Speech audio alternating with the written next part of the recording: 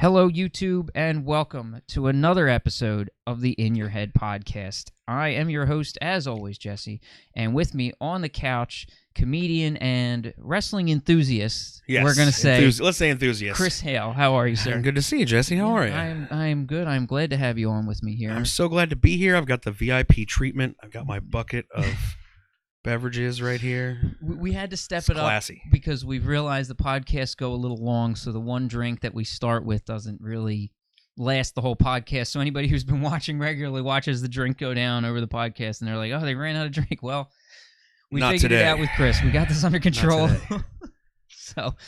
So before we start this interview proper, I always ask everybody to bring a little story that they might not be so proud of. So Sure. let me hear what you're going to bring to the table for us. All right. I feel like if you ever get asked kind of a question in this vein, this is always my go-to for this because when I guess it must have been about 7th or 8th grade, and I was hanging out with the kids from the wrong side of the tracks. Okay. And in my town where I grew up, they're like the bad kids all lived on like Railroad Avenue, and so it was like literally the wrong side of the tracks. Works out nice. But my house was next to, at the end of this like cul-de-sac street, my house was next to like a White Eagle Club, which is like a biker bar. They're kind of like a bar, but they're not a public bar. So it was kind of like a, in a vein of a VFW, but for bikers. Yeah. Right, okay. And so their parking lot next to it was kind of like the cul-de-sac, the dead end of our street. And it was a large dirt and stone parking lot that had this like hill. It was like a 45-degree angle hill. Wow. That would go up into the woods. So we were like on the end of the street, woods all around us, big parking lot, and almost imagine like an outdoor amphitheater kind of setup. It was just this like wall of stone and sand and I don't know, dirt. Yeah. And then you could walk up it at this incline and go up into the hills, up into the woods. So one day we're back behind the White Eagle Club and we're up over the top looking down over the parking lot below. How high do you think it was? Maybe. Oh God, I'm so bad at like I'm distance. just trying to picture. You could definitely like sled down it. Okay, so you know what I mean. Yeah. Like it was a good size hill. Okay, like we used to sled down in the winter, and it was crazy. Like there was a kind of a side path through the woods that would go up into the next neighborhood, and we would try to do that too, and like break our arms on the trees and stuff like that. But like, yeah, it was a pretty steep incline. It was pretty high, and we would always like scamper up there and fuck around in the woods.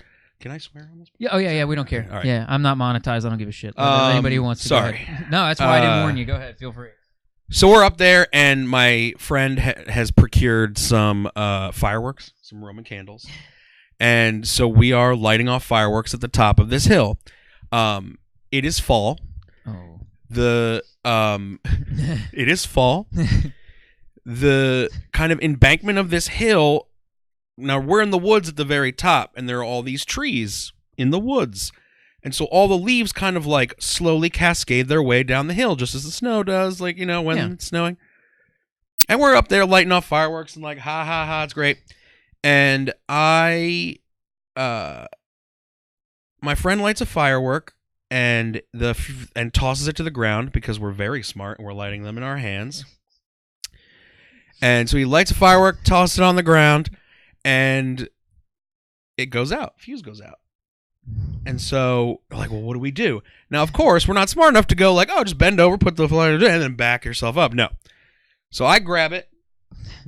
I light it. I toss it. It doesn't hit the ground. It goes over the hill, onto the embankment, into a huge pile of leaves. Apologize for my lingering cough. Goes off. And all of the dried, like the whole side of the mountain just goes whoosh, in like a giant Deep Impact style fireball. So we are like, so we jump over, and you're literally, because of the incline, you're kind of like side saddle, like you're gonna slide down. Yeah. And we're trying to like push rocks and dirt like onto it, and like what do we do? What do we do? So I run back to my house. I call 911. I was in the Boy Scouts at the time. The assistant fire marshal of my town was I'm pretty sure I can tell the story and not be jailed for arson, but Yeah, we call this the statute of initiation. Yeah, so that's fine. I think it'll be fine once you get to the end of the story, but the assistant fire marshal or fire chief of the town was like my scoutmaster and shit like that. So they show up, very quickly put out the fire with their equipment that normal fire. With that is they are equipped for that purpose. And they asked me, "All right, boys, like what happened?" And we literally told them, "This guy, we were playing around, and this guy came out of the woods, and he had a scar on his face, and he was wearing a black hoodie, and he just bent down and looked with us, and he lit the flames on fire, and then he said the F word and ran into the woods." I was in 7th grade, like. That's not a plausible story whatsoever. But yeah, a guy as an adult, in a if somebody black would have hoodie said that with to a you. scar. Yeah, oh my God. Like, so that's literally what we told them. We stuck by that shit, and they were like, okay, fine, don't play with fireworks. You know what I mean? Like, I don't think I'm going to get in trouble because I'm pretty sure they knew what was up. But yeah, I'm not proud of that. So not only did I, like, set my town on fire, but then not that I'm still living by the Boy Scout code or anything, but I did feel bad because I made up a mystery scarred, mystery scarred assailant. See, you led the story off. I always see these stories different ways, and my brain tends to try to go through ahead before the story gets there. And once you said the biker thing, I was like, my brain went to Pee-wee's Big Adventure. Oh, immediately. Sure. Yeah. And that's right where I went, and I was like, oh, he toppled a row of bikes. Yeah. That's where my brain went, like, immediately. No, thank Christ. Because as soon as you said the biker bar, which all of a sudden became a red herring for the whole story. Yeah. Oh, yeah, gonna put a little... No, it was much better. No, but, I mean, it had everything. It had a mysterious man, fireworks, lying. Yeah, no bikers, though. Oh, man, the bikers didn't even get in on... Well, I guess lucky for them, because that would have been the wrong people to piss off. Yeah, no, they were not there. They weren't there a lot. Like, I don't remember there ever being, like, 4th of July, there'd be, like, a ton of bikes out there, but I'm pretty sure, like, maybe there was one guy who just lived in there and never left and, like, cooked meth or something like that, but I don't know. It always seems like that with a lot of the VFWs and places like that. Yeah, I'm not getting paid for this yet. Sorry. So, yeah. Trash if beer. you want to get your beer turned around, look me up. Yep. Send me an email. But I see a lot of those places, VFWs. Like there's a Moose Lodge down, down a few towns down. And you drive by almost 98% of the time, dead, just dead to rights. Nothing going on there. And I don't know what in particular, like, I do know that like I have heard other people talk about like White Eagle clubs in their town, so I don't know like what kind of affiliation or beliefs they hold or anything like that. All I know is like 4th of July, Labor Day weekend, whatever, there'd be a bunch of bikes out there, and then maybe like you'd see one or two. And I've never even heard of one. Yeah, honestly, so I don't know. I've never even heard. It must. Where did you grow up? This particular story occurred in a small town in Connecticut. So I grew up. I lived in 3 little towns in Connecticut. Growing up, my dad moved down to the Philly area when I was like 8. So I'd come down here, like split my time, come down here for like school breaks and like half the summer and blah blah blah. And then I moved down here when I was like 18. So I feel like I have a little bit of like dual citizenship. But as far as like the riding the bikes and setting the woods on fire, that was like a little town. It's a little town in Connecticut. That's up there. No, that makes sense. I'm just trying to see where, like, maybe it was a Northeast region thing. Yeah, I don't know. I have to look. I have to dig into that. Yeah, because I've never heard. And now my instinct is like, well, just Google it on your phone. That'd be very interesting. That's everything. Well, I think I've had at least one Google incident in the middle of my podcast. You might get a fantasy baseball checking incident in the middle of the podcast, but we'll see what happens. That's okay. It's better than anything else. So, So a new thing we are adding, which you might not have seen because you haven't seen some of the newer episodes, and some of these haven't even come out yet that we're doing it. I'm doing a little bit of a word association before we go too deep. So I do a little word association, 7 words. Okay. So I'm going to say a word, and you're just going to say the word or phrase or whatever that comes to mind in response. Fascinating. So, all right. So the first one is night. Ooh. Campfire. Okay. Okay. Car. Mustang. Mm-hmm. So that parked out front. Work. Garbage. Water. Delicious. Okay. Comedy. Speculative. Time. Here for a good time, not for a long time. Okay. I really And the do last apologize. One, no, it's all good. And the last one, sport. Sport. That's tough. Baseball? I guess we're just talking. I figured it would have been there. Yeah, we're just there. Okay. No, that's it. I'm trying to get a gauge off where everybody kind of goes. So I'm going to probably put them on Facebook and stuff once the episodes air and see. I think where... this is like a secret profile. Like you're going to try to prove a bunch of comedians or serial killers or something. It may be something that somebody already knows. I'm just, I'm not, high enough educated to be psychoanalyzing anybody, but it's for fun and trends and stuff like that. So I can't say that I'm going to be able to to pin anything down. So sorry, FBI, if I'm not doing the profiling properly. He's really messing it up. I've been out here all along. I get my guests Mr. to hold up a newspaper. Yeah. So as we start in the pod in the intro here, I did meet you over at High Note. Yep. I had seen you previously through a professional wrestling organization. That's true. Before, so Yep. I had seen you through there. So I don't want to go too much into detail with that. I'll start with the comedy. So, I know you said you started comedy recently, or is this something that had been going on while you were working before? So I feel like I have started earnestly trying to do some stand-up comedy recently. I've done a bunch in the past. I was obsessed with it as a kid.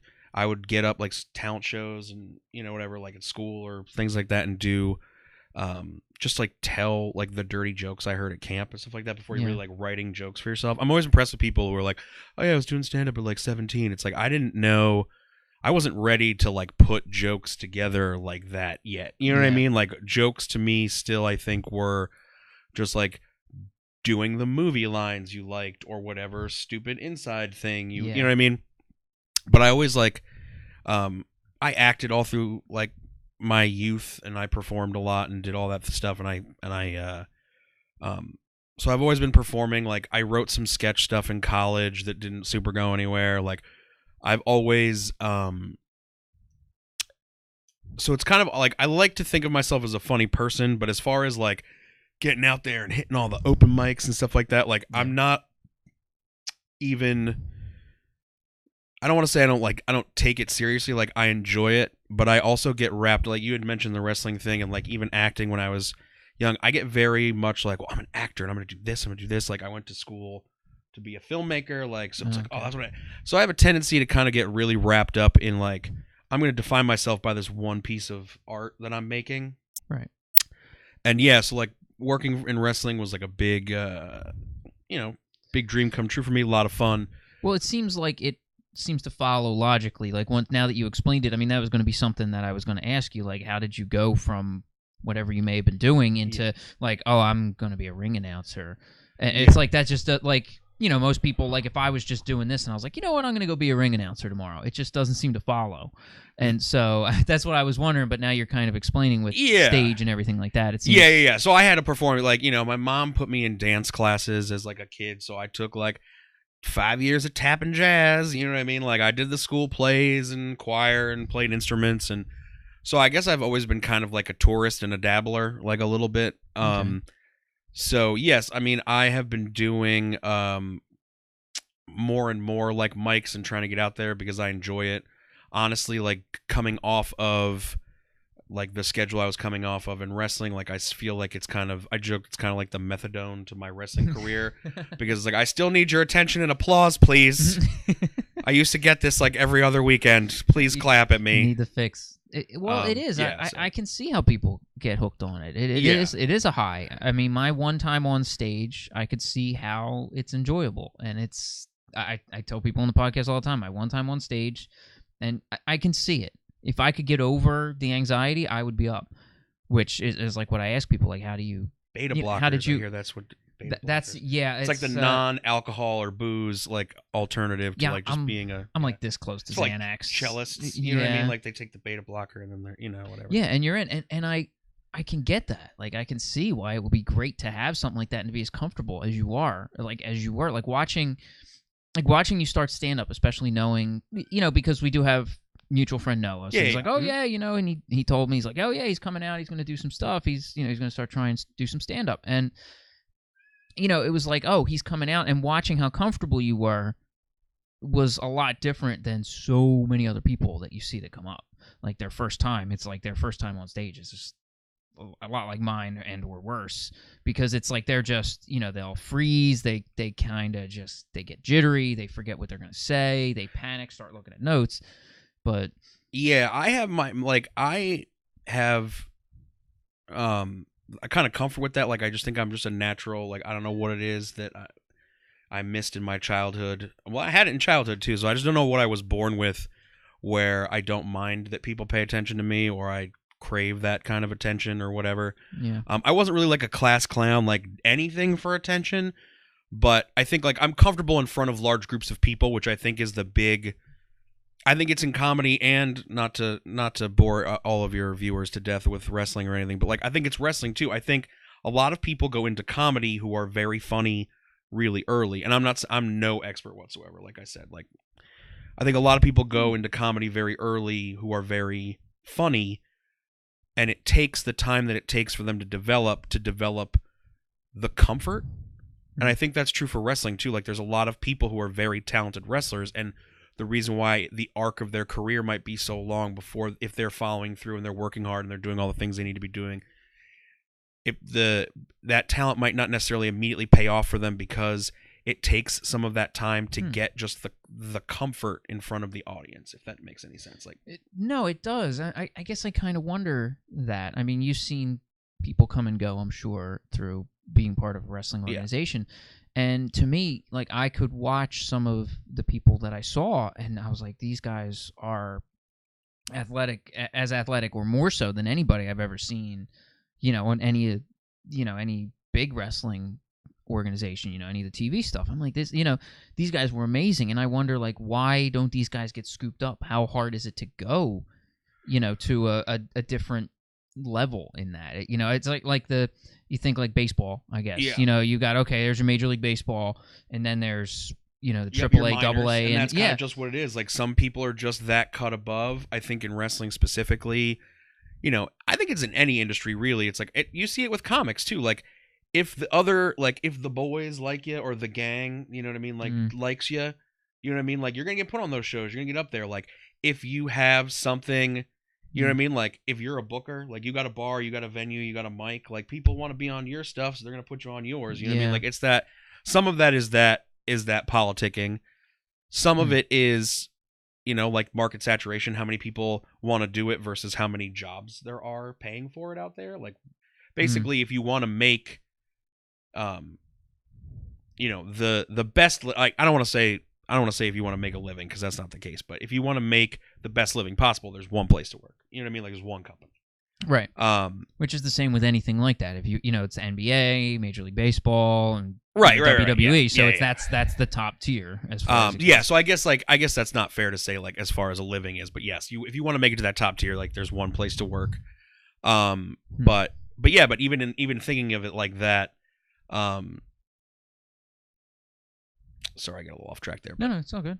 In my point necessarily being is, like, sometimes you have all of the skills it takes. It's the putting it together, figuring it out who you are, and getting that comfort level with who you are in front of people. Mm-hmm. So I feel like I have that. I just don't know. You know, who knows if I've got the jokes. But well, how did you come up with the personality that you had? I mean, I guess we might. I guess we can talk about it. So I mean, now I'm drinking alcohol and swearing, so I don't necessarily. I worked for a PG company, so I don't necessarily want to, like. I think folks can probably figure it out too. No, I mean, I don't want to necessarily, like, you know, associate their brand with. No, I'm not. Yeah, I hear you. I'm not here to really slam the company or say anything either way. But I'm trying to understand. So I developing the character. I guess. Yeah. So how did you come up with what you did? That was the interesting part. Just to see, because the first time I saw you at 2 tapings before I had seen you outside of the tapings. So I'd seen you do 2 tapings. It was great. It was cool to watch. It was fun. And like I said, I love the athleticism of it. I love watching that. That's my problem with wrestling. I can't watch TV wrestling because it's all the story. I can't get into it. Sorry. I'm sorry for anybody out there. You can flame my channel. Nope. But I love... It's not for everybody. But the athleticism. There's some people that were there to watch the stuff they did. And you can probably think of some of the matches and some of the groups of guys that were just incredible to watch that could throw themselves or anybody else around that ring. And I was enamored with. So I had to get that out of the way. But no, I'd seen you do that. You were in character twice, and then you were on the podcast with Noah. Yeah, you were on Plus 2 Comedy. Yeah, and then once the cameras were off, you were you again. To see the behind the scenes is kind of like, I always wonder, like, how does somebody go from that, because especially in like that organization, because the characters can be way out there. Like really strange characters that are way out in left field. So I wondered, like, how did you come up with, okay, this is what I feel? I mean, your catchphrase was amazing. I'm not going to lie. That was probably the best part. Okay, so I guess in interest of informing the viewers and things like that, like, so I apologize. Like, I am having a beer, but so I worked for the company called Chikara. They're a great wrestling company out of Philadelphia. They've been around about 15 years. I was a really big fan. They do have a very character-driven brand of wrestling that is based around like big, colorful, relatable characters, really interwoven, like long-form storytelling. I don't think the storytelling... I think everything is in service to the wrestling that they do. So I don't think like the wrestling is necessarily in service to the storytelling, but I think but no one really tells story in wrestling the way they do, which is why it drew me so much. I had designs on maybe pursuing a late in life career in professional wrestling. Like some dudes get into bad, dad cover bands, some dudes get into like roller derby or whatever. Axe throwing, if you will. Yeah, hey, man. So I thought being a professional wrestler was going to be my like early 30s career change. So I took some classes. Their longtime ring announcer was headed out. I asked if I could audition and did. And so when I was doing my audition, I was like, I've been a performer. Like I've been a musician. I've done this. I've done this. I've done a little improv comedy. I've done a little sketch comedy. Like, I can do accents. So if you want, like, a Russian guy, I'd do a Russian guy for you. And that was it. Like, I did that much bad Russian accent in my audition. And then, we talked, and I went home. And they contacted me and said that I'd get an audition event. And they gave me the event date. And I had kind of planned the idea of this, like, Mean Gene, old school, like the Wide World of Sports jacket with like the patch on it kind of thing, like the Mike flag that matched the jacket, you know what I mean? Like put all that stuff together. And I kind of got and like ordered all that stuff, you know what I mean? Like, yeah. And a week before my show, I got an email from the promoter that said, for your show, like for your audition show, I want to see your Russian character. That was about it. That was about the extent of the email. Was for the next show, I want to see your Russian character. Okay. Which is kind of nice because I think sometimes the thing that I lack for myself is I have all these ideas about things I want to do and whatever, and I think sometimes like limitation is the best thing for like good art because it gives you some sort of guidance or fence or whatever. Yeah. You know what I mean? Like, and so I modified what I had.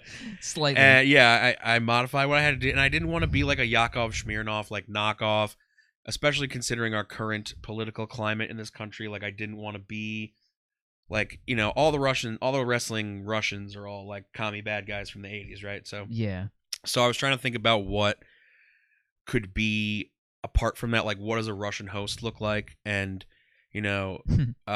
and so, like, Russians never go out of the house looking anything better than, like, dressed to the tens, even go to the grocery store. They don't, you know what I mean? Like a little bit of jewelry, like a little bit of fanciness, and so I became Vlad Radinoff, the Russian party czar, because he knows where the parties That's are. it, man. And I loved seeing that character. That was like my intro to Chikara. Yeah. Was because when I showed up there, that was like, so we all file in, we all wait around, and then boom, that character comes out, and it was hilarious. And yeah. So I had the confetti can. Like I felt like I needed to be like over the top. You know what I mean? Like, and because that's what's required. You know what I mean? Like, you have to build that energy and get people excited right away. And I'm grateful for that too, because I think Chikara is the only place that I could have done that and could have lasted that long. Like, no other place has their ring announcer be a character. Like, occasionally WWE, and people don't like that. You know what I mean? Like, no other place would I have had any kind of personality. All the other places I would have just been like, oh, I'm just somebody's buddy in a tux that'll do it. You know what I mean? Like, I think a lot, sense. like, and that doesn't disparage. There are guys in independent wrestling who work a lot of places, are ring announcers, do a great job, and should go on to get jobs other places. I think a majority of the ring announcers that you see in professional wrestling are just kind of like, who's free this weekend, and that's how you get into it sometimes. And I don't disparage that at all, but I'm grateful that I got to play that character. You had the limitations of kind of like having to be a fake Russian and working in a PG environment, which I actually, or work, like working in basically a PG environment. Right. And so it makes you be smarter about your comedy, what you're going to say, how you're going to say things in front of people, and doesn't let you lean on the easy stuff of being like kind of like cheap and easy or whatever. Like, because cheap and easy is fun, don't get me wrong, but it was a fun thing to do. It was very intense. I did it for about a little over 2 years, and about 2 years, and it was a blast. But it was time to do it. No, I hear you. Everybody has to move on, do what they've got to do. I mean, work and everything else that comes along with everything. So we all have our commitments, I guess is the word I'm looking for. You gotta go where the wind takes you to. Yeah. So. Yep. But no, I mean, it was such a cool thing to see, and I guess I always wondered like how somebody really gets into a position like that, like how somebody is like, I mean, I guess like you said, you were starting wrestling, and then that's how it ended up. So it's not like I would just be like, I'm going to be a ring announcer. It just doesn't seem like that would just logically be like. I get people want to go, oh, I want to wrestle. Oh, like, yeah, I still thought when I was doing the ring announcing was going to be I was going to secretly train. I had it all thought out in my head.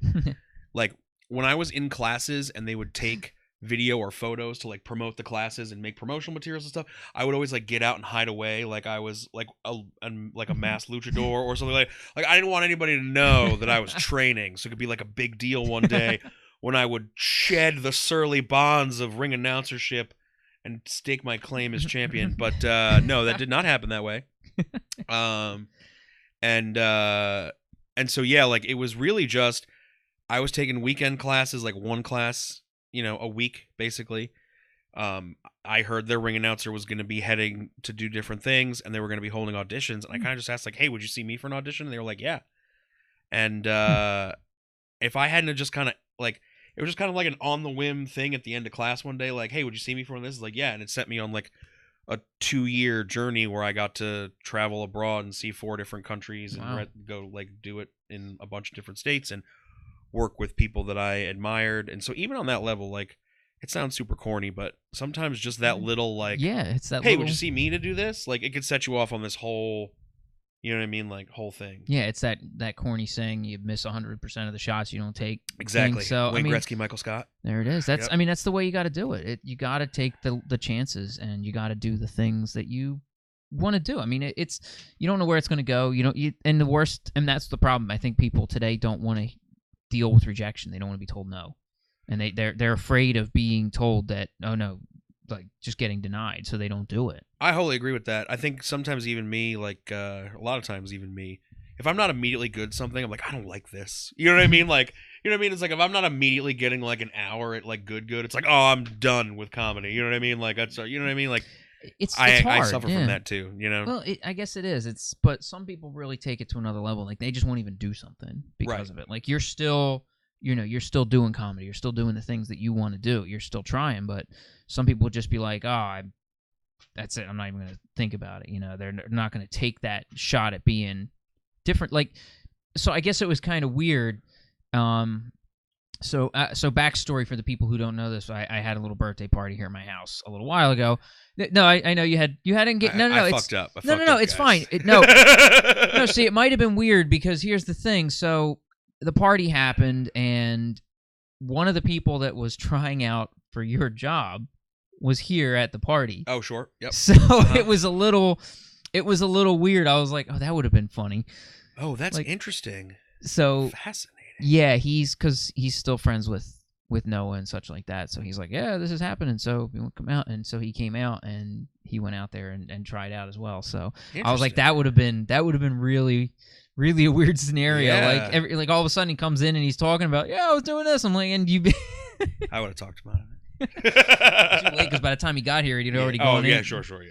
So I mean, he was actually a guest on my podcast way back. My buddy Shane was on there. Actually, not ways back. He was, yeah. Well, good luck, Shane. I don't know. I don't know what happened. So I'm hoping he did all right. Yeah, I mean, it's fun. It's a fun environment. But it was tricky. Like he said, it was coming up with that character, that feeling, and that having that something different that makes the audience want to love you. Same as comedy. To have that, because everybody needs to find their voice. I agree. Yep. I don't even know how many times in the 24, 25 episodes we've said this, that people need to find their voice. And that's definitely something in a position like that you would need to do. Like, what kind of character do you want to be? Like, what sort of... Again, acting must make it easy. That's why I even question doing comedy sometimes, because I feel like it's like, hey, guys, here I come. Has there been a fat white comedian yet? Is that... The white guys getting the opportunities out there. It's like, people don't need to hear from me. Well, we're running out of fat white comedians. They're all dying lately, man. I don't do cocaine, though. That's the difference. Oh, okay. Well, you're good for at least a few more years then, right? So I'll be fine. So, do you have any shows coming up that you got? No. Nope. Nothing. Don't try very hard. I just did a great showcase that I appreciated being put on at the Institute in Philly. Oh, sorry. No, it's all good. It's not that sensitive, so that's all. I need to get condensers. But you probably pick up my asthma wheeze on that action. Yeah, I did a great show at the Institute in February, and that was awesome, and had a lot of fun.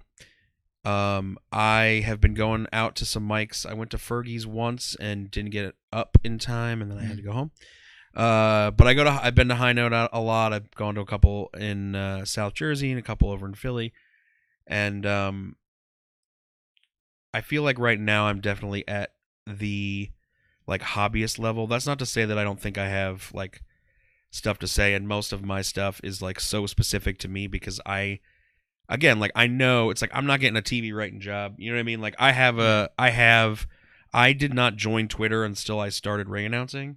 So I had skipped all of kind of that. I just didn't think I could deal with the constant barrage of that kind of stuff. Yeah. And I like it now that I've started, and I've started a personal Twitter of my own, but I feel like I don't like creating comedy. I can't do current events stuff because I'm never the quickest. It's never the funniest joke. It's whatever. It's I got to do all my stuff about being fat or a former child tap shoe model, and you know what I mean? That's yeah. That's where my wheelhouse is. So is it harder making it relatable, I guess? I don't know, maybe. I feel it's funny. I feel coming off of something as intense as what I was doing, the touring schedule and stuff like that, things like that.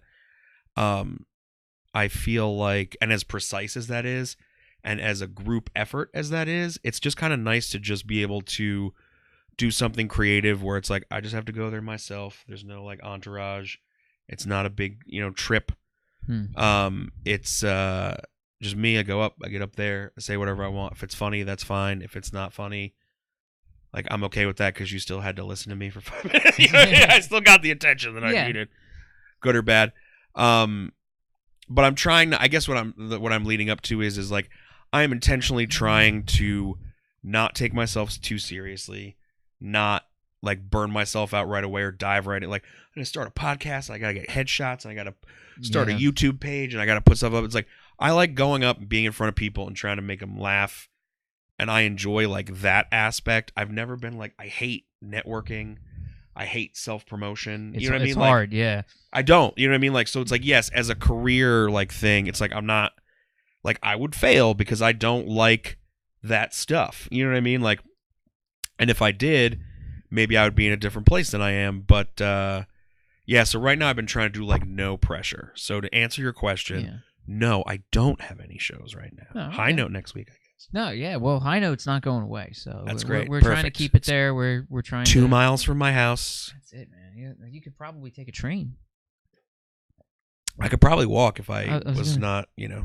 Well, you could take the train to the one station and walk. Oh, I guess I could. That one's actually pretty close, yeah. So, because that one's what is it? The Westmont? No, it's not Westmont. It's is it Haddonfield? I think it's a Haddonfield station. I lift so I can. I just lift so I can drink. Oh, there you go. Yeah, that's what most people do, which I'm glad. It's great. If nothing else has come from Uber and Lyft, it's that. How do you get a DUI now? That's what I'm saying. Like, how do you get a DUI now? Unless you're going like right from work to the bar. It's like, go home, park your car. Not even like, just how do you get a DUI now? How does that happen? Yeah, I mean, used to be if you called a taxi, it would be an hour before a cab would show up. Yep. But like here in South Jersey area, because if you're like, oh, I had to call a taxi, you're gonna have to wait an hour because there's like 4 taxis that cover most of South Jersey, like not services. Oh no, just 4 taxis. Yep. And that was it. So you'd never see a cab, and people are like, fuck it, I'm driving. You know what I like about South Jersey? The sunburnt guys that you see like always in the summertime. It's like sunburnt, shirt tied around like the back or the waist, hat on backwards, child's bike, 30 rack on the handlebars. Like, that guy got a DUI. That's a South Jersey DUI right there. Balancing that pink BMX bike with a 30 rack on the... That's we used to play a game called Exercise or Transport. We used to play this game as you drive along, which is a good segue from that, because that was what it was. You could see if it was... That was essentially what you were guessing. Is this guy exercising to go ride around, or does he have a DUI? And that was where the game kind of came from. So we couldn't figure out whether the guy was riding his bike because he got his license exercise or DUI. Usually, I think if the bike looks like it would match the personality or general like status of the person, then it's exercise. If it's clearly like a mismatched, you know what I mean? Like, I just remember this guy. It was like a week after I moved to Jersey. I could picture it in my mind. He looked like a painter who had just gotten off of a long day of painting. His shirt was bothering him. He had to get that 30 rack home, and his daughter's bike was like the only thing that was... I remember it vividly. It is like burned into my memory. It's not a bad one to hang If I was an Italian film director, my film would end. You know what I mean? Like, that is the... Like, just like, it would be that guy. Finn. That should just be the whole film. Yep, that's it. That's the whole film. I always said there's a town in Connecticut called Torrington, and it is... I have heard and not confirmed that it has the most pizza parlors per capita than any other place on earth for the size that it is. Okay. It's like a tiny little town. I don't know if it's tiny. It's technically a city. Okay. But as big of a city as you can get in Connecticut. But it has a ton of pizza parlors, and it's got this main drag through it that I would have to drive through when I was going home. When I lived there in my late 20s, lived in the northeast corner, and I would have to drive through Torrington as I was coming up from anywhere south in the state. You got to drive through Torrington to get where I was going. Yeah. There's this main drag through town, and when you drive through this main drag, it's not that it's even that like economically or socially depressed of an area, but when you drive through town, you just see the weirdest, saddest people you've ever seen in your life walking down. Just like you look at every person as they're walking by as you're driving through this town, and they just look like one individual sob story after another. And I always thought it would make the perfect documentary, and it would just be like sad music and driving up and down along this road in Torrington as you just filmed the people. You know what I mean? Just like I can already picture the small song. Little slices of life vignettes playing before your eyes. Just some of the things I've seen, very similar to our gentleman friend on the small bicycle, but the song, what is it? Familiar Faces just came into my head. Yeah. Oh my God, that's right there. Sure, whatever. Yeah, raindrop, subtle rain, just like quick cuts. Well, so for all of you podcast watchers out there who like people watching, it sounds like Torrington is the place to go. Torrington. Torrington, Drive up Route 4 in Connecticut. Torrington on your way up into the northwest corner there, and you will see some human misery. I will tell you that right now. You're really selling this place. It's not even like it's a bad place. It just seems like everybody who lives there is a giant bummer. You know what I mean? Like, well, see, but they say some places like that in New England can be like that. Yeah. Like, because it's just so dreary. Yeah. So much out of the year. Yeah. Because the winters are much longer. It just feels so dreary. And like Seattle. That's why they say Seattle, like Washington, is so much suicide. Because if you lived up there, it's rainy, it's cold, it's miserable, it's shitty. And it's like, fuck it, had enough. Boom. Yeah, no. So I wonder if Connecticut's kind of the same line. So it might be, I don't know. People from Connecticut get a bad rap because I feel like when you tell someone you're from Connecticut, they immediately picture like a Land's End catalog that's being mean to them. You know what I mean? Like, but that's really just like the panhandle of Connecticut, like the little tiny part. Like that's where all the rich douchebags are really like concentrated. Like that's the shitty part. Basically, like if everybody thought that like all Americans were like from Florida, you know what I mean? Like it's just that little part, you know what I mean? Like, and I want to move to Florida, so I'm not saying anything bad about Florida, but not wait till you move there. I'm sure it's terrible, but it's warm and it's cheap, and I just want to ride a jet ski to work. Is that too much to ask? Like the world's gonna end soon. I just want to like live on the beach, be one of those dudes that rents umbrellas for $35 and just like it gets baked into a scab. You know what I mean? Like that's all I want now out of life. I don't want any glory or fame. I just want to die on a beach.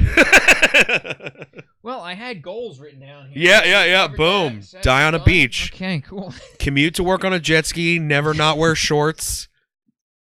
Sunburnt into a scab. Yep. Become a really big fan of women's female professional soccer in Orlando. I can't remember the team. The Pride, I think it is. Just gonna get really into women's soccer.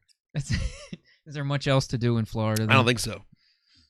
Other than get roasted in the sun, and I'm okay with it. I'm a warm weather person. I'm a tropical people, but the alligators it still bothers the shit out of me. Oh no, I'd be cool with the gators because I feel like they could end your life pretty quick, and I feel like a gator that's like a great way to go.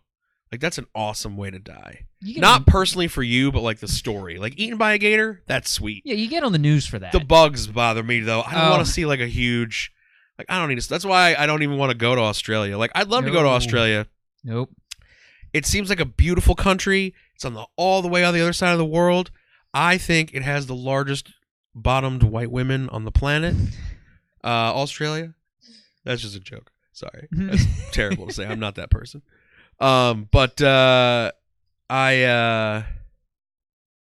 I could not go there for the spiders that are like the size of the facehuggers from Alien. No, thank you. Can't. Just about anything there will kill you. Actually, I think the giant spiders aren't the ones you got to worry about. It's the ones that are about this big that'll kill you. I'm not afraid. I'm not even afraid of spiders. I'm just afraid of animals that are the size that they should not be.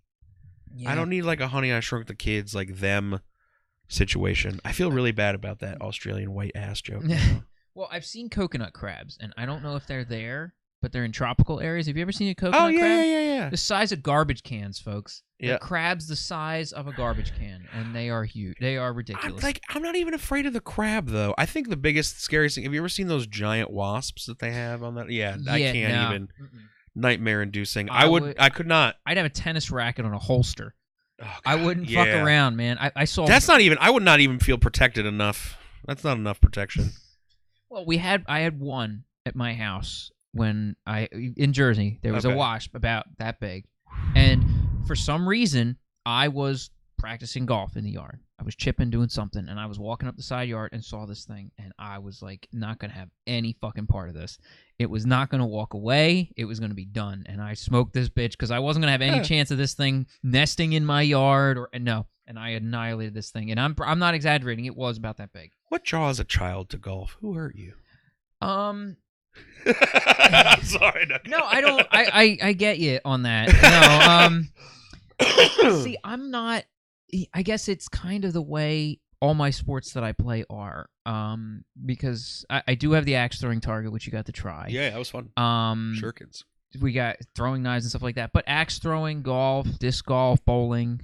a lot of the sports that I play rely on me being, doing what I have to do to be good at said sport. Oh, sure, yeah. So, not having a ton of friends who are athletic also limits it. But, as you know, well, it's the truth. A lot of my friends, I mean, you go ask a lot of the comics, they're not really wanting to go outside and do stuff. But that's the problem. Trying to get people together to do sports limits you. You're like, okay, instead of getting a team of 5 people together or a team of 10 people to go do this, it's a lot harder when I can just say, I'm going to go do it. Individual pursuits. Yeah. And it also... I admire that. It also takes the having somebody else fuck up and you got to cover their ass. Like, you can be on a team and be great.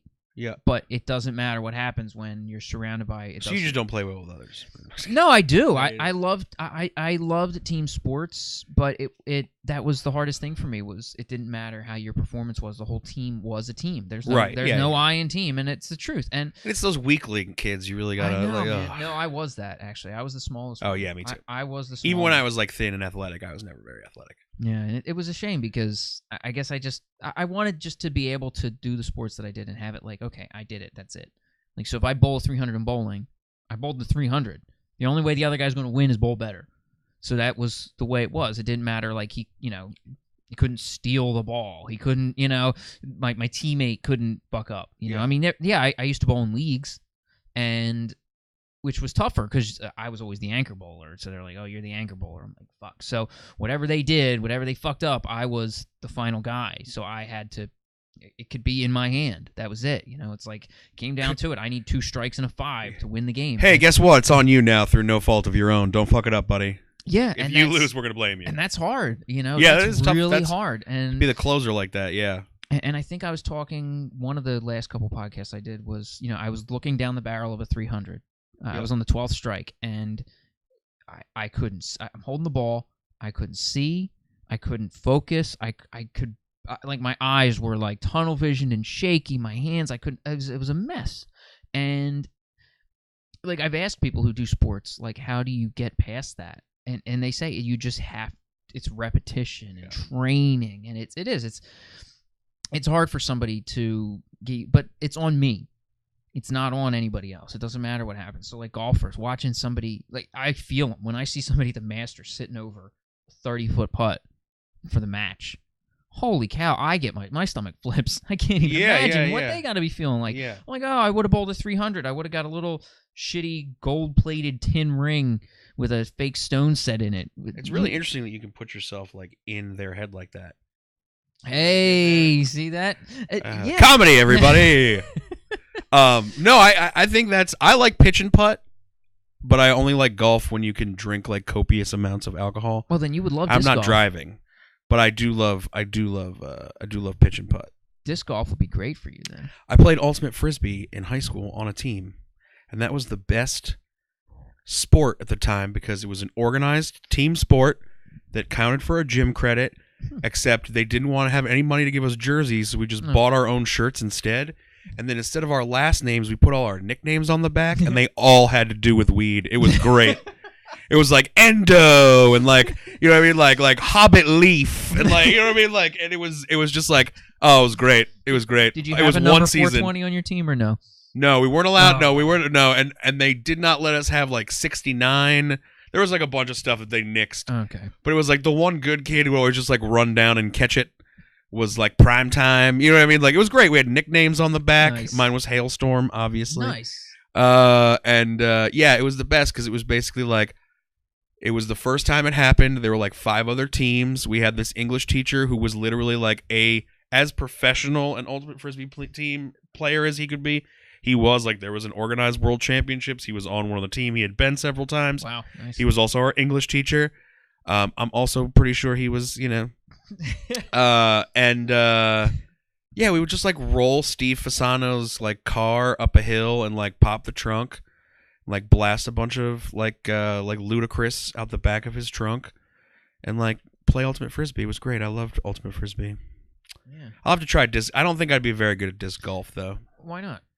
I feel like I liked the frenetic pace of ultimate frisbee, and as you can probably tell by my physique now, I'm very good. I wasn't this physique back then, but I like getting in people's way and stuff. But I feel like in that exact opposite way, it's like, even though I wrestled as an amateur, like in high school, 4 years and things like that, like I always enjoyed team sports more because I don't like that isolating feeling in the sports arena where it's like, you're looking at me and this is my, like, like, even when we were out throwing before, you could tell that, like, I felt awkward just you looking at, like, my form and like I'm doing it wrong in that way that you don't want to get up on stage. Like, maybe you're funny and you have some stuff to say and like you certainly have your own like voice and personality and things like that, but like you can't get over that, like, and I wonder if it's just that little hump for you. But like in that same way, it's like I don't like I never liked when people would watch me like bat in baseball. It's like I never liked being on that sports spotlight like that. Wrestling, all that shit goes away because it's like the survival instinct of like, oh, this dude's trying to fucking kill me, like I gotta kill him back. Right. So there's no room for that. I always liked that about wrestling. It's I can never fully like clear my mind or like meditate and shit like that. I don't know how people turn their minds off like that. But wrestling was great because it's just that thing is like, oh, someone's trying to kick my ass. Fuck. I gotta, you know what I mean? Like the only thing your brain has room for is like, don't get fucking pinned. You know what I mean? So that I didn't mind so much. But like anything like golf, I was pretty good at archery when I was a kid. Like, but I don't like that individual. Yeah, it's the same thing, right? That standing over the putt, like, no, fuck it. It would just be like, and I'd just be dead. Yeah. Yeah. See, because I did a charity bowling thing for the Flyers. Like you pay, you do the bowling thing, and you bowl with. I've heard about that. You bowl with them, and you bowl with one of the Flyers. Oh man, I want to do that. And that's what I did. I asked one of the Flyers, and his response was pretty much exactly what he said. I said, I've been looking at a 300, and I said, how do you got leaking on your table? Oh well, no worries. All right, I probably broke it. It's all right. It's all good. No, good for the heads up. So I looked, I asked him. I said, I forget. I think it was Andre Mazzaros. I can't even remember who it was all this time. It's been a few years since I did it, but and he was, and I said, how do you do that? And he says, well, what you're saying, like with bowling and stuff like that, because we were bowling, so I figured it was a good time to ask him. He said, you have that isolation time. It's you. That's it. You're in your head. That's it. You're there. You have to get your shit together. You have to do what you have to do. But in hockey or any other sport like that, you don't have really time to think. It's you act on instinct. And I heard even from there was a Flyers game on the other night, and they were talking like they actually said they were like, yeah, to show who a good player is, like an amateur player thinks and reacts from what they're taught, but a pro player reacts on what they're taught, and that's why they're that much faster. There's no thought. It's just reaction on what you're trained on. And I was like, it all makes sense because there's almost nothing you can do. I mean, yeah, you can do what you're doing with golf, but that's not going to stop it. There's so much time for it to be in your, just to get at you and eat at you. And it's the anxiety for getting up on stage. That's why I'm like, the 2 hours beforehand, I'm a mess. The time I'm up there, I'm a little, but again, one time up there, I'm sure I could get past it. But, and then hours after, just like, oh, how did that go? Reassessing, yeah, and it's like I'm very good at letting that. It's trained, and it's very. I think you have to be very intentional about it. I don't think it's something that you can just feel. But I think if you pause, and that's how I try to turn anxiety before a show like into excitement for it. If you just kind of like take a minute, take a beat, recognize it for what it is, and recognize that extrapolate it out. Like, what is if I go up there and bomb, which like you've seen me bomb at High Note before. Like there was one night where there was like 6 people, and those 6 people were not interested in my jokes about horse charities. You'd be amazed that even with 20 people in there, they're not interested in jokes. And we've had those nights at High Note where it doesn't matter who you are, what kind of jokes you tell, it's crickets all night. So, I mean, I think it's important to be mindful of releasing that stuff. Like I could, if I said something awkward to you, like missing your birthday party, I still feel guilty about that if I don't release that stuff. You know what I mean? Like I hang on to that for the next 10 years of our friendship. You know what I mean? Like if I don't intentionally like recognize it, release it. So maybe sometime we'll be able to like coach you up there and see what happens. I know. I mean, I'd like to do it. And I mean, I don't mind just being the DJ. I'm okay with that. It gives me a place to be. It gives me something to be. And it does feel... And you're good at it. I enjoy it. Thanks. I mean, I try to, keep everybody happy, keep the music going. And, it's a little weird up there, especially...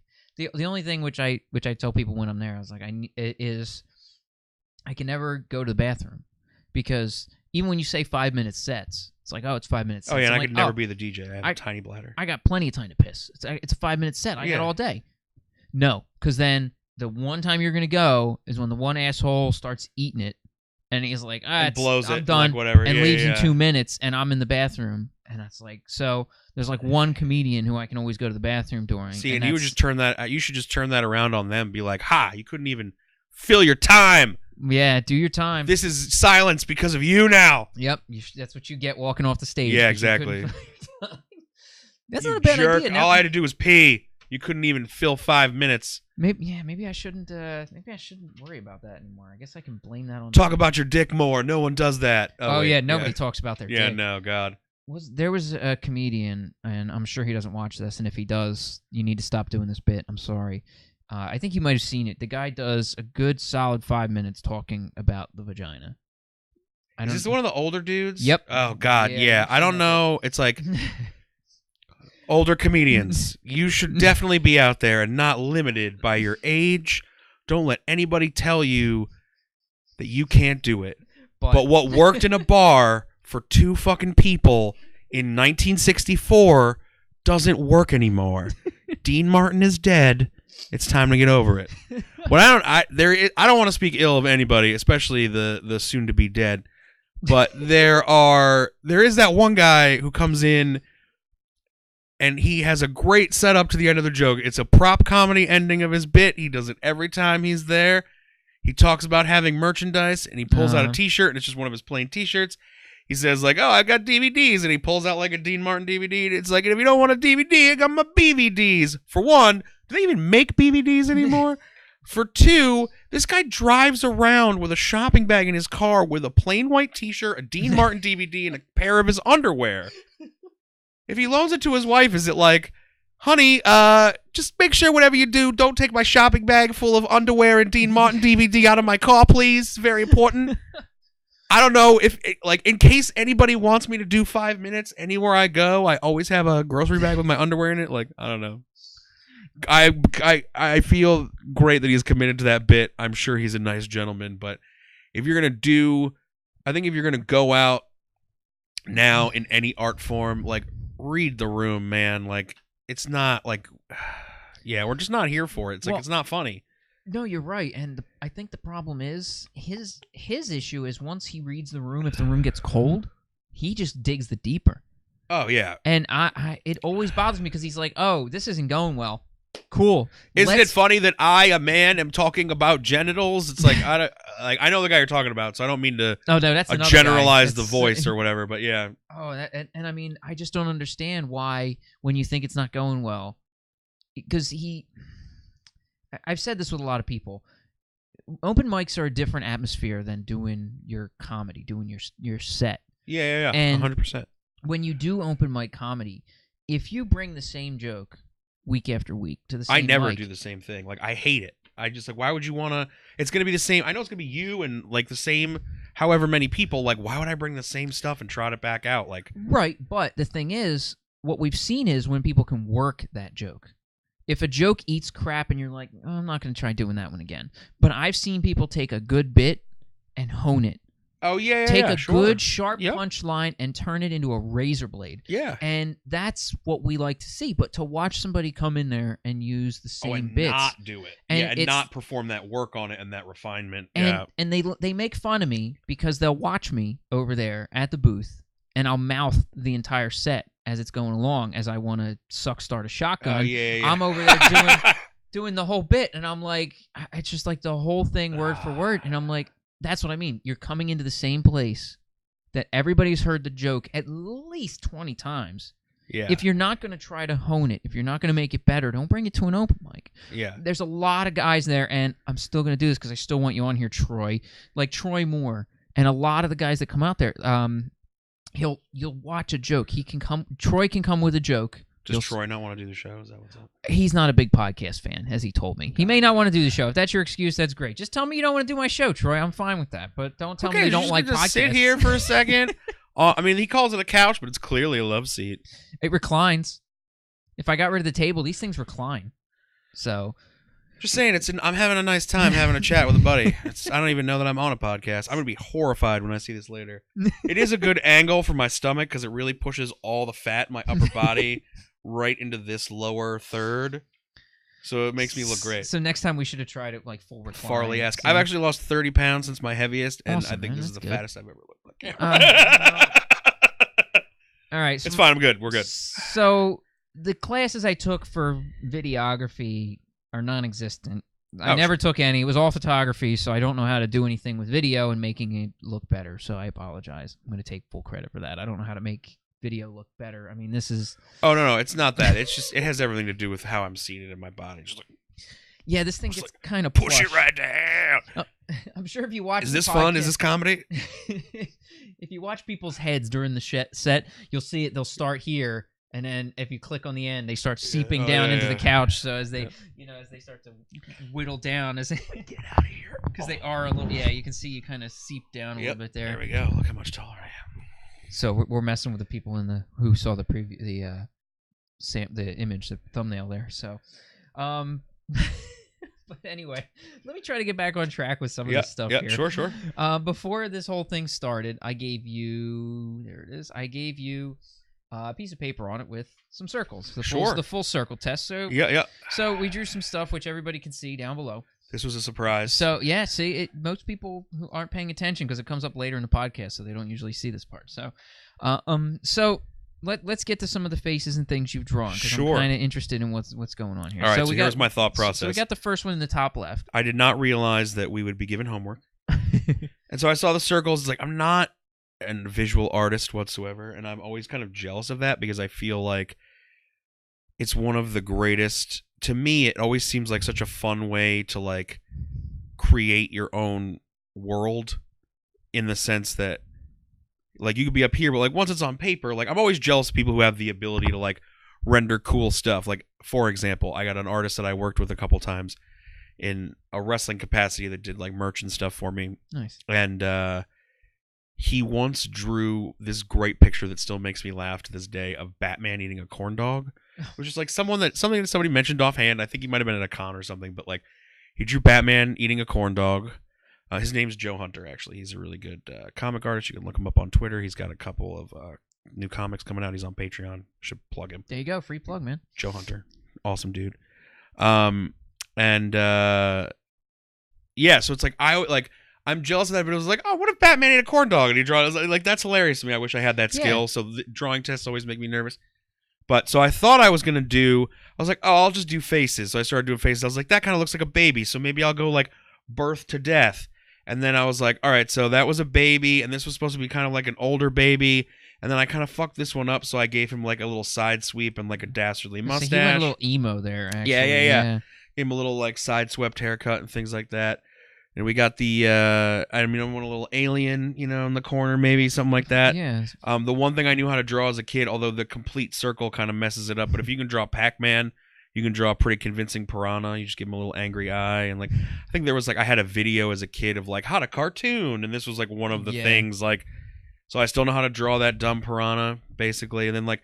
And we had been, I got baseball in the brain today. See, it keeps coming. I didn't realize I didn't have enough time to get through my series, and you were saying like, let's start it up. So I was like, well, let me get one more done here. We'll make it a baseball. That's why I call this thing full circle, because for some reason the stuff that shows up in here makes its way through the whole podcast, and it tends to show up. So it does happen. So that's why I've kind of changed the the name. So we're going to talk about my poor haircuts or the fact that I'm an alien?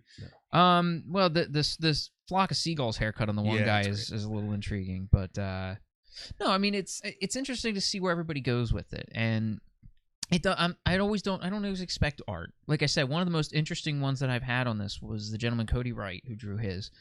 He's back in like episode 7. I like Cody. He's a good dude. Yeah, Cody's great. He's fun. He's always at high note. Again, high note plug. Hilarious dude. And his was just stick people in there. But each one of them had like a little talk bubble of why he was stuck in there or how he felt about being stuck in there. Like two of them banging on it next to each other. No. Were you guys talking about that at High Note or something like that? Because I feel like I heard that story. Yeah. And I should have known this was coming. I missed the sections of this because I checked out a few of the episodes. But I always bounce around a little bit because, 2 hours, man. Sorry. Come on. No. Well, hey, we're already at an hour and 4, so man. you see what I mean? Break time. Part 2 coming at you. But well, see, that's why I try to do it in one take. I don't want it to go long, so I try to keep people here. It's like we got to stay here. And Yeah. We've No, only makes had sense. one bathroom break in the history of this. I'm surprised I made it this long, to be honest. So, I'm on my third beer, and I don't drink this much, folks. I just had a really long work week. I feel you, man. It is Friday. It's Friday. So I came right out of work. I don't know if I should. These do are my podcasts post on Friday. These are my Fridays. Friday beers, That's- and I will not be driving home inebriated. Which is good. That's why we want it. That's right. So I ask everybody this because of the cabinet that you mentioned over there. Okay. I'm a bit of a gamer. Yep. So I ask everybody that comes on, what is your favorite video game of all time? If it's a series, I usually like to say, narrow it down to one game in there. But arcade game okay. or console, whatever. I think. Oh, that's so tough. It's so tough. I think that the game that I spent the most time playing across the longest period of time would be Warcraft 2 Tides of Darkness. Good game. Because I think I have this weird thing, like, I think it's why I want to become a film director. I think it's why for a long time I produced like a week-long summer camp program for kids who wanted to be in a rock band. Like, they came for a week and we put on a big concert. Oh, cool. Like, I like the machinations, you know what I mean? Like, I might not be the best whatever, actor, comedian, whatever. Like, I think I'd be a very decent producer. I'm very good at, like, recognizing people's talent and abilities and where to apply them, and I'm very okay with kind of, like, trying to keep all that together. And so I think that, like, I always liked real-time strategy games. I think I spent the most time playing Warcraft and, like, micromanaging your little armies and trying to, well, like, what if I have, like, 7 wizards and just knights? And, like, you know what I mean? Like, what if I just put 2 orcs and all these ballistas? You know what I mean? Like, I think that subsequently, I feel like, and until I discovered, because I came in, like, obviously I didn't come in until the third game came out, but I think that the Fallout series is my favorite video game series of all time. There's just something about the humor and the, like, the RPG roots and, like, the setting, and it's like, I know like Apocalypse is kind of, like, done as a genre now, you know what I mean? It's like, I feel like this has all been, like, training.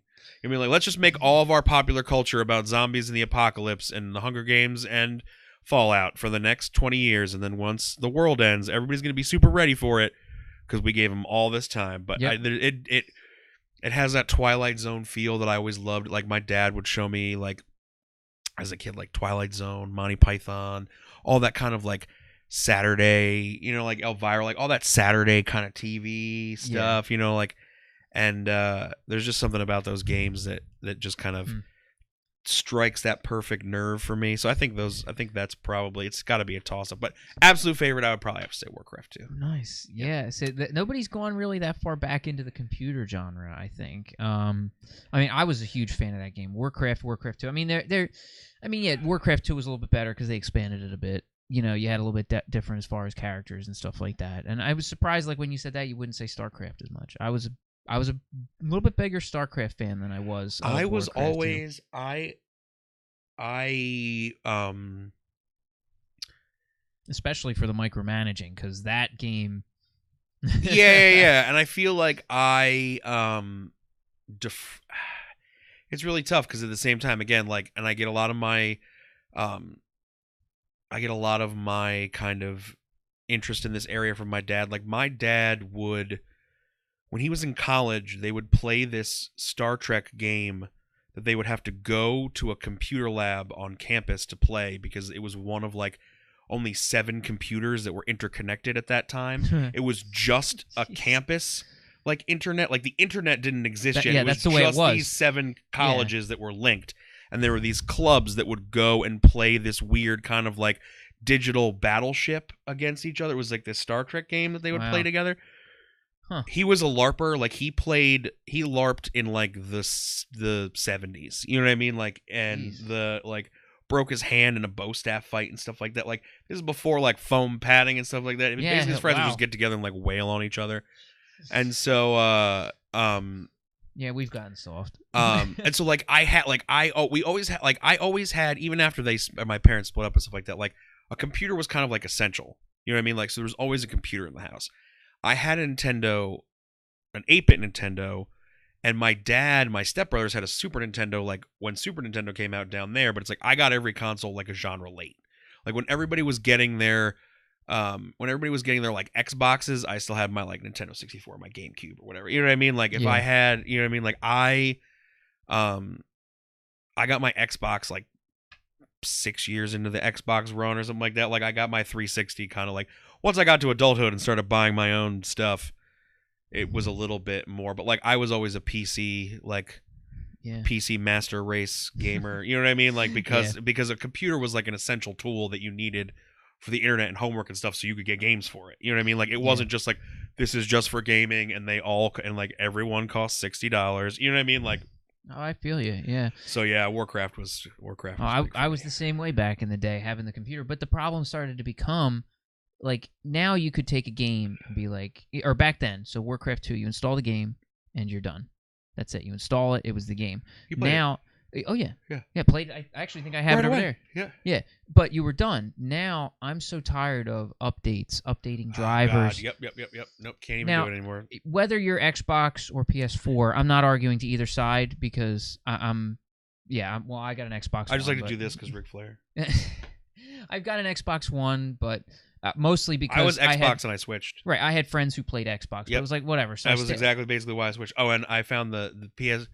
They made a white Destiny PS4 that had like all this gold and stuff on it. It was gorgeous, and so I was like, I'm gonna switch. Well, see, that's not a bad reason. I switched for aesthetic reasons. Yeah, but you know, back then it was so simple. Now, if I'm gonna play a game, it's like, oh, it's an update. Okay, do the update. Done. I can play my game.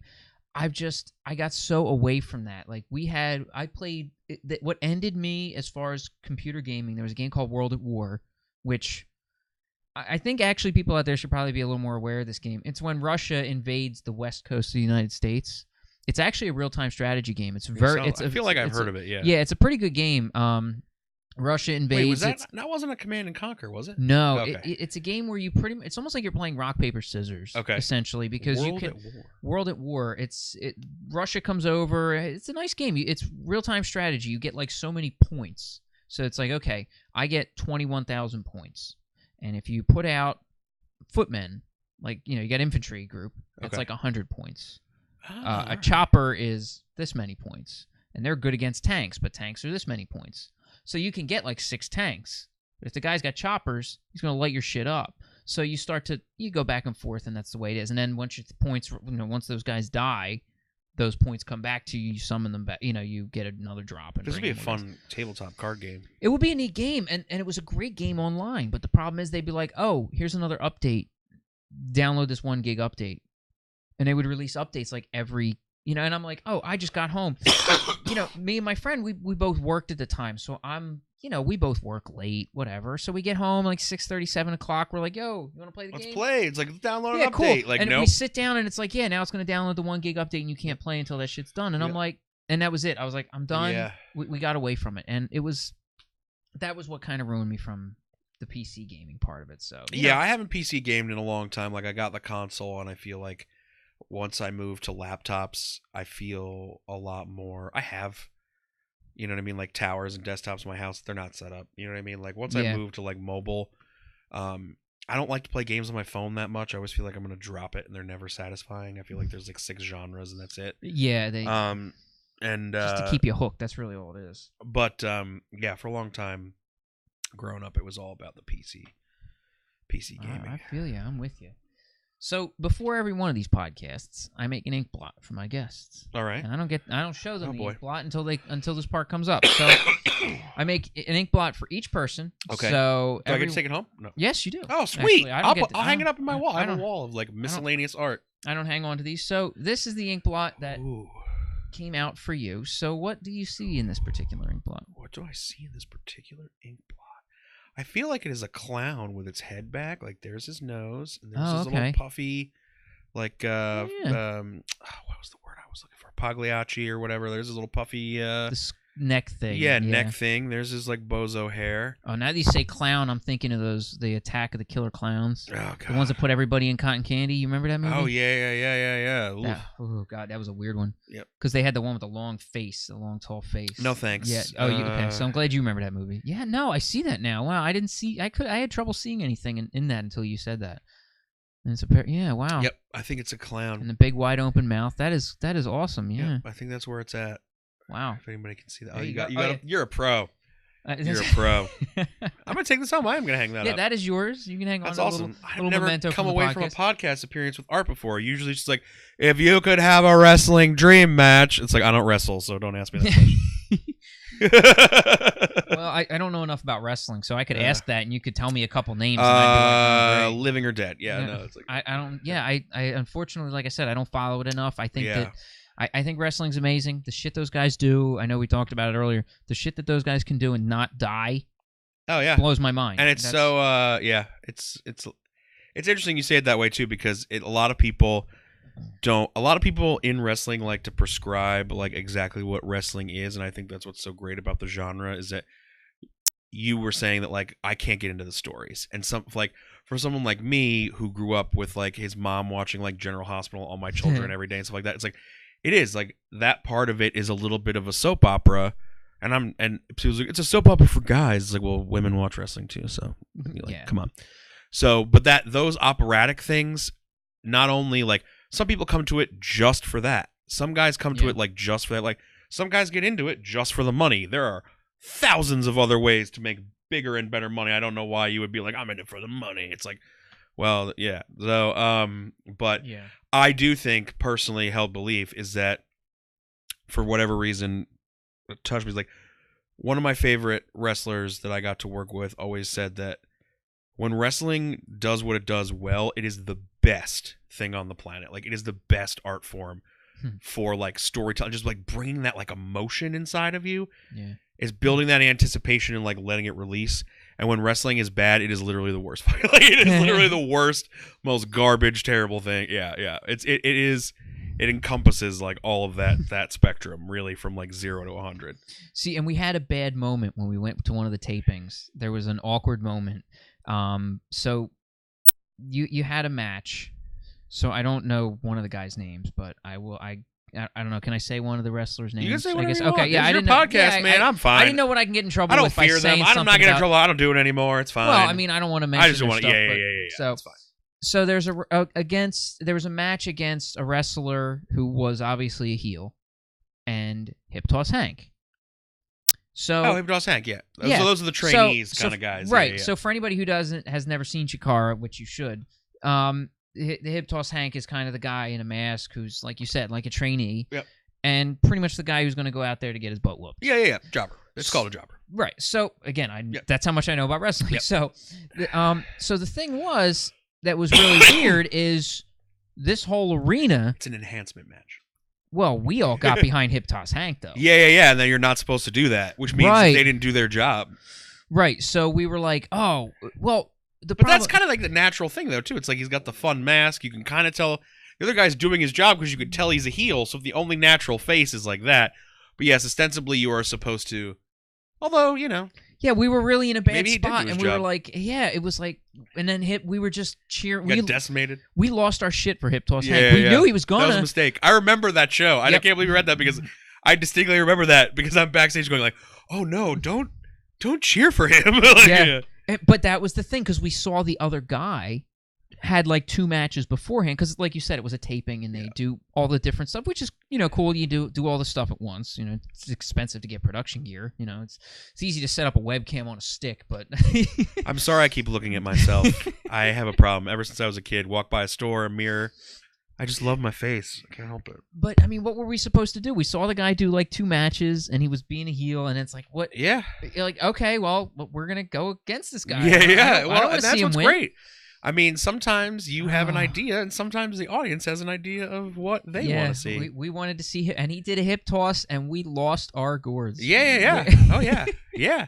But see, isn't that so funny, though, that, like, a guy you've never seen before You know what I mean? Like, what other experience do you have? And I get like not to I did not come on your show to proselytize about wrestling. I'm really not that guy. No, it's fine. I'm really fed up with it. And I think a lot of it is a very garbage business. But my experience was fine. But you'd never seen him before. You probably won't see him again. You know what I mean? Like, because eventually they get out of. I mean, like, you're not going to see Hip Toss Hank again. Like, right. You didn't like him. You weren't supposed to like him. You saw him from that whole experience was maybe 3 minutes, start to finish, from when he came out of the curtain to when you got behind him to when as soon as he got his hip toss in, because it's in the nail, like as soon as he got his hip toss in, you went ape shit because you decided, like in those two, like that's what's great about wrestling. In those 2 minutes, it took you. It is 2 minutes without storytelling, just match storytelling. You know what I mean? Yeah. Like We not didn't even standing have there a story, talking, like match storytelling. I don't like that guy. Maybe you saw him already in that taping or something like that. Like, I don't like that guy. The heel we had seen already in other in another. Okay, yeah. so I don't like that guy. I already saw him. I know I don't like that guy, and I know what kind of guy that is. So I'm gonna get behind this guy who's probably very smaller than him or whatever. Yeah, like no, he wasn't that much smaller. I don't remember who. I don't know. Yeah, you lose track of who everybody is, but yeah. So they. In those 2 minutes, they got you there. Like hip toss, Hank got his hip toss, and man, you went off. Like maybe that wasn't the thing that they wanted to happen, but that's the power of wrestling, emotion. And it was for that. And I guess, I mean, you're right. It is when they tell that story and the story gets you hooked. It is something that can really pull you. And when it's like when it's going on for like years, and you know what I mean. Like it, I feel like it gets a bad rap. And I feel like a lot of people know wrestling from the time in which it was most popular, which was not the time it was the best. The time it was most popular, it was doing some of the most garbage things because it was of the time of the 90s. Everything was like Limp Bizkit and breast implants. You know what I mean? Like, and so I feel like that's what people think wrestling is still to this day. And that's basically like American wrestling of one era. You know what I mean? Like, and so I think, no, I think you just started the second spin-off podcast that we have. We had Brian Isley on a while ago, and I like Brian a lot. Yeah, funny guy, really funny guy. We came up with a great idea for an '80s retro podcast that was going to be called Crack and AIDS. Oh God! And so, well, I mean, it's the only two things that survived out of the '80s. Nothing else came out of the '80s. Well, and now you just said Limp Bizkit and breast implants from the '90s. I'm like, well, now we got a '90s retro Limp Bizkit and breast implants. That's the new podcast. I'm gonna order up some Jenkos. I'm gonna dye my hair an untoned blonde, and we will see you 2019. Oh God! Oh, I don't know if that podcast should come to fruition. No, I don't think so. But no, I don't want to. I don't want to harp on this. I don't want to harp on this too much longer. But I will say, I can't even remember the greater wrestling. All I was gonna say is it is not. There are many different kinds of flavors of wrestling being made and things like that, and I think that it does have a really good opportunity for storytelling. I had a point and I can't remember what it was going to be. Oh well. Sorry. Anyway, it's fine. Wrestling's great, everybody. Well, it is, yeah. But so to wrap it all up, I always ask everybody at the end of these podcasts, if you could go back to a point in your life, like a time period, not like a day. I mean, if there is a day, great. But if you, I call this Groundhog's Choice. So if you could find a time, like a time period in your life, like somebody said, my freshman year of college, because it was just like this time I finally was away, I was on my own, and I felt so like a time period, or this certain month or a thing you were doing that, if there was that time period you could go back to and just live in that time period. Nope. No. Nope. I feel like I always felt like I was always jealous of people that seemed to be very put together early, or like for example, like I'll throw out an out of the box example, like people who do comedy really early. Like Dave Chappelle was in the like comedy clubs at like 17 or whatever. Like I think Alex was like he started at 18 and stuff like that. Like, and I don't know. I don't think I was sheltered, and I think I was pretty smart, and I think I, based on how I grew up and circumstances in my life, I think I had a really big like kind of sensible head on my shoulders and a good kind of view of the world. And but I always felt a little behind where I was supposed to be, in the sense of like like knowing like, oh, I know right away that I want to be a comedian like that early, and I was on it. Like when I was in high school, like when you graduate as senior in high school and you're ready to go to college, and you feel like I feel like my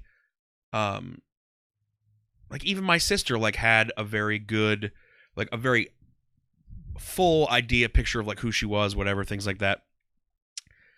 Even like musical taste. Like when I got into college, like I feel like this is totally rambling. I feel like I lost the thread here. See, I guess why I wouldn't go back is I've always felt like I've been behind the times a little bit. Like I got into these like bands in college, but my friends already knew about them in high school. They brought them to college. Yeah. Whereas I got into them in college. Right. When I was in college, I feel like I failed out of college, by the way, in my junior year. So like I dropped out of college, but if I look back at it now, I feel like people were at the point that I was in when I was failing out of college when they were seniors in high school, and they were so much better equipped to like take that on. And in the same way, it's like I feel like when I got to my like mid-20s, maybe some folks were there like 18 or their early 20s, like not necessarily like maturity wise, but maybe just like culturally wise. And sometimes I don't take enough time to stop and examine like who I am as a person, like where I am at like in life, what I really want, things like that. So the reason why I wouldn't go back is because I always feel like the going forward is like the evolution of who I am as a person, like the learning, the discovering things I like, the discovering things I don't like, learning enough to say like, nah, I'm not really interested in that. I'm not going to do that like out of obligation or social obligation or whatever. Like I feel like the older I get, the more I figure out what I really like, what I like spending my time doing, who I am, and like what I don't enjoy, and being able to say no to that shit. Right. And so I feel like I wouldn't want to be like, I want to go back to that one summer where I finger banged like 8 chicks at camp. You know what I mean? Like I can't. Like, well, I was figuring I feel from like that's your the second answer, like terrible joke that I've told twice. That well, I was feel like figuring your answer would have been a little deeper than that. I mean, because most people, it's I tell them it's like, well, I kind of nixed a part of it where I would say, you know, if you died today, how would you feel about your life? So I kind of got rid of that because it was starting to get it was a little dark. I wasn't a big fan of it. But it was, because most people were like, that would be great. Can someone arrange that? Well, so that's why, and that's why I say this part after it. That's why I kind of have it there, because it's kind of like, well, you don't have a choice. Your life's over, but you're going to go back to a part in your life. So that's why I say that. I know there's always the looking forward, but I guess I think of it like if there's a point in your life that's like, oh, you know, I was traveling abroad, like even like what you said about you know, if there was a moment that I could revisit for a little while to have a little bit more time, like I think I was an exchange student to Norway when I was end of my freshman year, beginning of my sophomore year of college, or high school rather. So I went to Norway for like a month, and then my Norwegian student came to America for like a month. So it was like the summer. Right. I didn't have to go to school. It was great. Nice. And I think I would have liked a little bit of that trip back, because I think that, especially like knowing what I know now, like I would have kept a better journal. You know what I mean? Like I would have gotten out and gotten some like real shit more. Like, not that the family wasn't showing me those things and introducing me to those cultural things, but I really would have like experienced more than like, let's go listen to Dead Kennedys and like play soccer at 2 a.m. because the sun is out because we're in the Arctic Circle. You know what I mean? Like, like that was the kind of stuff we did, versus like I think I would have really been like, it would have been cool to go see where like that like sheep's milk cheese gets made or whatever. But and I mean, but that was my first. That was my first. I'm trying to remember correctly. Like, yeah, that was my first experience. Had I gone to England before that? Maybe, I can't remember now. But that was really, I feel like, my first solo experience. It was my first time traveling by myself, even though I was in a group of like 4 or 5 other students or whatever. Helps, yeah. But it was like my first time traveling on my own. It was my first experience, like, immersed in another technically non-English speaking country, although pretty much at that point everybody under 50 spoke perfect English in Norway. And then so I think maybe then, like, being in Norway, we spent a week at this cabin like on a lake by a fjord and like in the woods, just kind of like, you know what I mean, like it was nice. That was beautiful. Like there was a day where my student Eric and his brother, we went fishing on this river and we caught like a fresh like river salmon, and then like a half hour later we were like eating. His brother had like Nice. Cleaned it, scaled it, cooked it. Half hour later, we're eating it with like the most beautiful potatoes I ever had.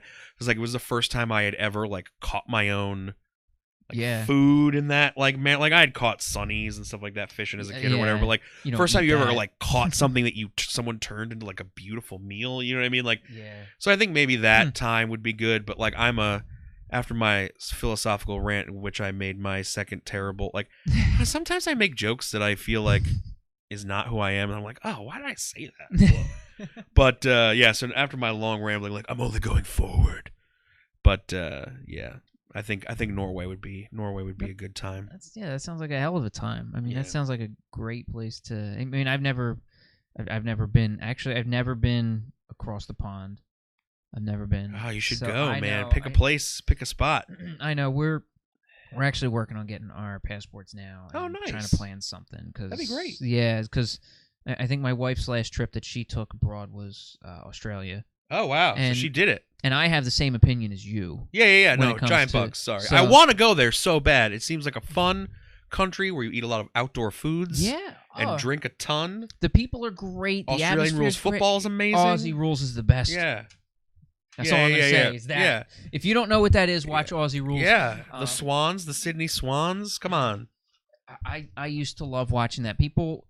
This was back in the day when they had a swan scarf as a kid, and everybody was like, "What's that? That's gay." It's Aussie. Like, Aussie rules was the best, and I finally found. I met an Aussie dude at one point who came over here. He was working for a place I had worked for, and I said, "Dude, I love Aussie rules." I said, "If it's not for the guy in the white suit who comes out and goes like this, I lose my shit every time."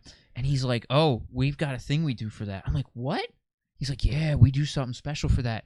Every time someone sits, because there's 3 uprights in this sport. There's one center upright, and then there's 2 side uprights. Yeah. If it goes to the right, he goes like this. If it goes to the left, he goes like this. Through the center, he goes like this. And when it goes through the center, everybody in the crowd goes, "How big's your cock?" And he comes out and goes, and that's what. So, ladies, I couldn't believe it when he told me that. I was like, that is the greatest thing. I love that sport. But it is a fun sport. It is insane. Beside that and hurling, I think, is another sport that's Hurling's crazy awesome. that nobody knows about. It's funny that you say that because I feel like I was one of those kids who was into like Aussie rules football. Like I have a UK soccer team that I watch. Like I did, like I played rugby in college. You know what I mean? Like I was into all the weird. I was on a high school ultimate frisbee team where everybody had weed nicknames. Like I had all the alternativo sport experiences. Oh yeah, but that's a good one, man. Hurling, for anybody who doesn't know what hurling is, if you're not Irish, throw logs, right? No. That's caber toss. Yeah. Hurling is like lacrosse, but if Harry Potter played it. Yeah, you essentially have this big stick, looks like a hockey stick that got. They put it in a beer commercial. I feel like when probably maybe like 10 years ago, it was in a Guinness commercial. It was like hurling. We'd wear kilts and we'd throw this. And it's like, it's very like lacrosse with no net. Yeah, they send this thing head height screaming for 50 yards. And they're like, and it's insane. It's a crazy sport. Watch it if you ever get the chance. Yeah, it's pretty good. If you've never seen it, you're just waiting for someone to die. Yep. That's really, because if one of those things hits you, it's like a baseball. Those Celtic sports, yep. Yeah, that's really all you watch it for. You don't watch it for the entertainment. Yeah, I thought when you said hurling, I don't know why I thought caber toss. Caber toss is also awesome. That's where a dude wearing a kilt toss, or a lady wearing a kilt. I don't know. Maybe ladies do caber toss too. I'm sure they do. Yeah. I feel like I'm fucking up on the gender tonight. And they toss a huge telephone pole. Yeah. Yeah, basically. Yeah, they're throwing telephone poles. That's the Celtic sports thing where they do the kegs over the head and over like a high jump bar. Oh yeah. They throw a keg over their head and it tries to clear a bar. That's insane. They're out of their minds. But yeah, Celtic sports are great. If you don't have an appreciation for them, you're not trying. That's all I'm going to say. Highland Games, man, get out there. Man. The Highlander Games are the best. So, and there's plenty of alcohol to go around. So I know most of my friends will enjoy it. Yep, I prefer my games.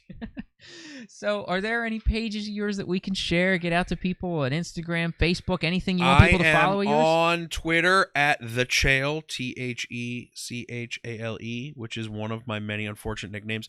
I registered I'm in a very bad situation on my social media. I started my Twitter when I got the wrestling gig, mostly to do wrestling. Realized how much I enjoyed Twitter. I had like over 1,000 followers on my wrestling page.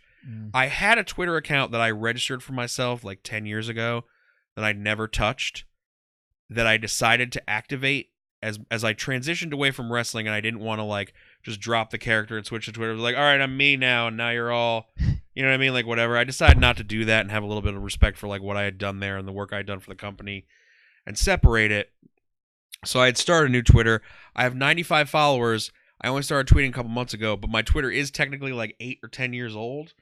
And so it just looks like it's the worst way to start a social media presence, because you just look like you have 95 followers, you have for 8 years, and you got nothing to fucking say. And I'm not sure I really do.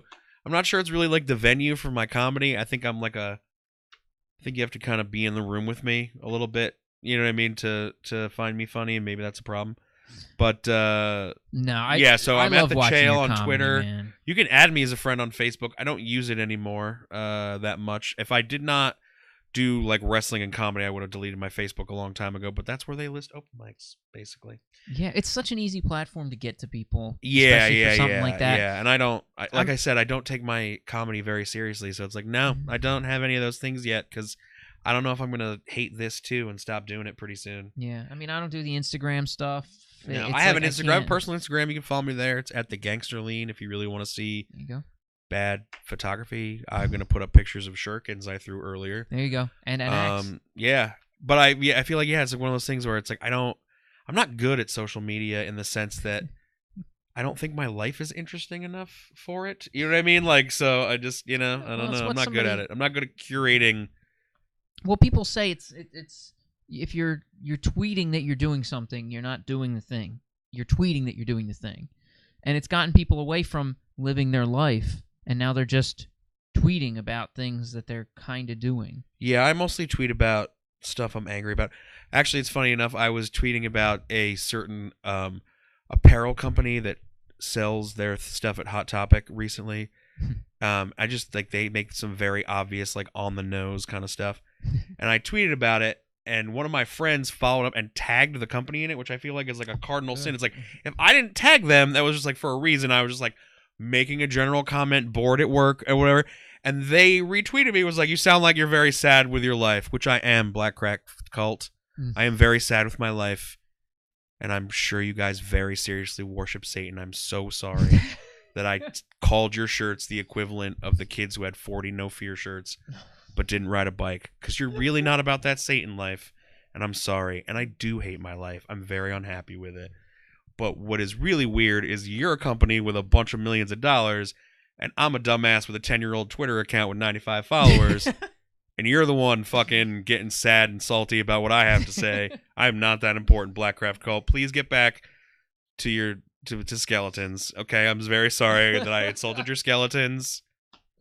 Their shit is like a half a hair away from just like a Jack Skellington shirt. You know what I mean? Like, anyway, it's fine.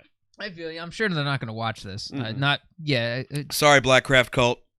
They're starting a wrestling promotion too, which have fun with that. Quickest way to lose money. So you guys got to check out Chris. I mean, come see me at High Note sometime. Come see me at High Note. I'm hoping you'll have some more shows. Come hang out in my living room, because that's where I hang out. Play some Fortnite. Well, this will air in a couple weeks, so nice. if you do have any shows that come up between now and then, I'll make sure they're posted below, so you'll. Can I get a couple jokes edited out of this, or no? It doesn't work that way. Couple what? Can I get a couple jokes edited out of this? I don't want to. Oh, you want some of that stuff edited out? Man, see, now you're gonna make me do editing. Man. It's fine. We'll figure it out. I'd rather not. Like, I don't know why I said finger banging. That's like the worst. I don't know. There's some awful. It's Friday. Stuff I'm drunk. I have a chest infection. I'm on steroids. I apologize. See, it's all good. I'm really a good There's person. been people saying a lot worse. It's fine. Sure. It's you said it in. I just don't want to be like. So... It's I'm already a fat white 35-year-old comedian. I don't need to add like misogynist to the fucking conversation. We get you said it in tongue in cheek. We get it. Most of my viewers are not that obtuse. I guess. Yeah, I hope so. So nobody's gonna watch this. I know. I'm a nobody, dude. Hey, this is really fun. I feel like I'm still a star. No, the fun is what keeps people watching, and that's why people are enjoying watching it. So that's why I want you to have fun, feel like a star. We're having a good time, and really, I couldn't thank you more for being on here with us. I appreciate it. It's been a great time. And again, come check him out at High Note. Come see him, guys. 2 miles from my house. It's perfect open mic. Exactly. So he can just walk or take a train real close. High Note's a great place, guys. It's over at the Tap Room in Haddonfield. Come check it out. See Yep. a lot of great comics. Most of the people you've seen on here, if not almost all of them at this point. Way funnier than me, so. Not all of them, man. Trust me, you're better than you're giving yourself credit for, man. You're way better than you're giving yourself credit. I try. Come see me. So come see these guys out there every Wednesday night. And also like and subscribe below. Helps me out, guys. Keeps making me make these videos. If you don't subscribe, it shows... He's got a whole setup. You can come get the leaky bucket filled with beer. It'll be great. There'll be a new You'll one love because it. that one's probably done now. So. Yep. Oh, and I just moved it, and now it's on the carpet. So Oh, I'm just well. gonna put the hand right here. That's the way it's going, guys. But as I tell everybody at the end of these things, never buy an umbrella, everybody. Take care.